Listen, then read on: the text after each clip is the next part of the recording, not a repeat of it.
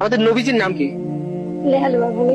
একটা অসুস্থ প্রজন্ম তৈরি হয়েছে। রোজা রয়েছে বাট এটা তো ট্রেন, দ্যাটস ওয়াই। রোজা থেকে সংযম করতে হয়, ঠিক আছে, বাট মাঝে মাঝে আনন্দ করাটা it's okay. Allah will understand I guess. আমি ভাষা হারিয়ে ফেলছি বর্তমানে।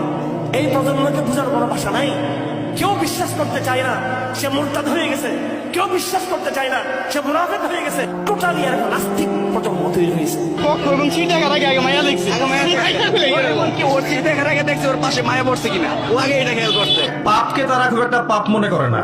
ছেলে মেয়ের অবাধ মেলামেশা ওদের কাছে কোনো পাপ মনে হয় না, এটা স্বাভাবিক মনে হয়। যারা কমপ্লিট জাহান্নামী, বিনা হিসেবে জাহান্নামী যারা, এরা আমাদের মুসলমান ছেলেদের আইকন। মেসি কি জান্নাতি? জান্নাতে যাবে? মেসি যদি এখন এই অবস্থায় মারা যায় তাহলে ও কিভাবে আমার আইকন হয়? আমি ওর নামের লেখা টি শার্ট পরে কিভাবে ঘুরি? তার প্রতি আমার ভালোবাসা কিভাবে জন্মায়?